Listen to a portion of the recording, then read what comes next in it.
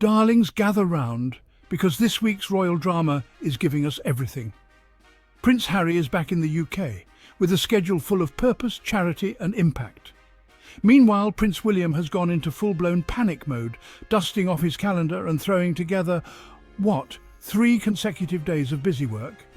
Yes, for the first time this year, William has discovered what a work week looks like. And it's only because his little brother is in town. So let's set the stage. Harry reportedly left LAX yesterday, meaning by this morning he was already touching down in London.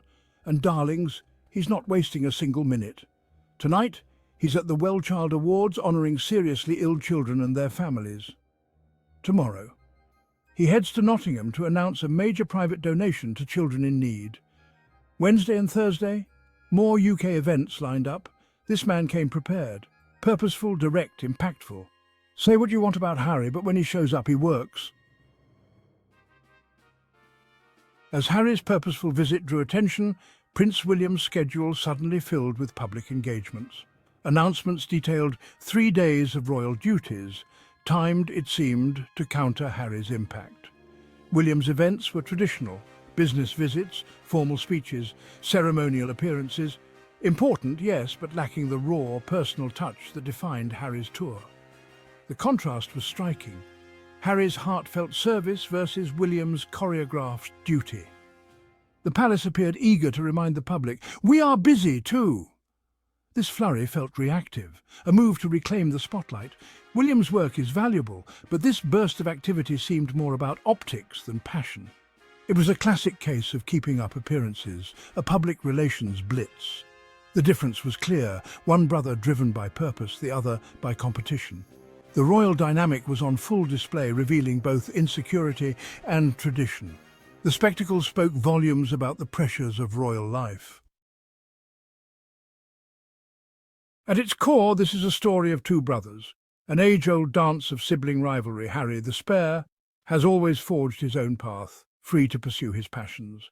His military service, Invictus Games, and mental health advocacy reflect personal conviction, not obligation. William, the heir, has lived a life shaped by duty and expectation, every move scrutinized. When Harry's dynamic style captures public imagination, competition naturally follows. William's sudden engagements were a classic response, an attempt to reassert his relevance. This rivalry energizes the monarchy, forcing it to be more active and responsive. When Harry returns, the palace comes alive. When he's gone, things quiet down. The paradox: the brother who stepped away inspires the most royal activity. Their bond, though complicated, keeps the institution moving. It's a testament to the enduring power of sibling dynamics, even on the grandest stage. Amid the brothers' rivalry, King Charles's silence was striking. As Harry celebrated his birthday in Britain, there was no public message from the king, no gesture, no acknowledgement. In a family where every move is symbolic, this absence spoke volumes.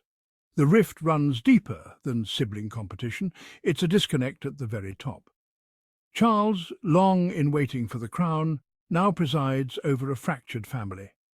His approach is distant, focused on the institution rather than the individuals.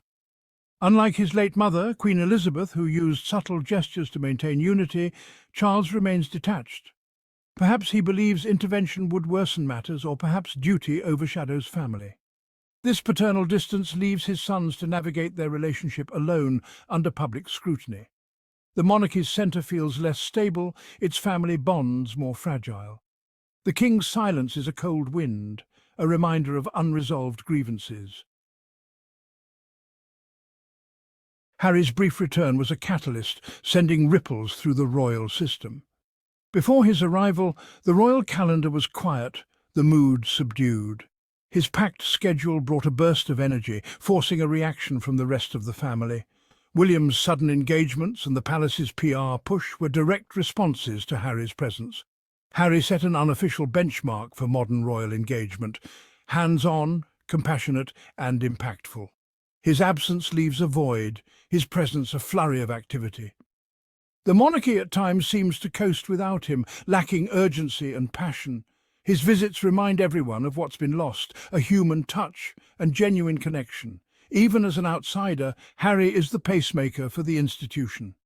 His influence is undeniable, his energy essential to keeping the royal heart beating. The rogue prince, ironically, sustains the system he left behind. His presence is both a challenge and a necessity for the monarchy. And don't forget King Charles in this mess. This is the man who shoved the Sussexes out, thinking he could slim down the monarchy and keep control. But what did he really do? He lost the only royals who actually motivated his heir to lift a finger. Charles bet on Peggy and the wig, and what he got was months of laziness, broken only when Harry swoops into town. So while Charles stays silent on birthdays and William rage schedules 3 days of busy work, Harry is showing them all what actual royal service looks like, without needing a palace, without taxpayer funding and without permission. As the week's whirlwind settles, we're left to reflect on what true service means. 2 brothers, 2 paths, one driven by personal mission, the other by tradition and competition. Is service found in grand ceremonies and formal duties, or in quiet personal moments of compassion? The monarchy's strength has long been its tradition, but its heart lies in genuine connection.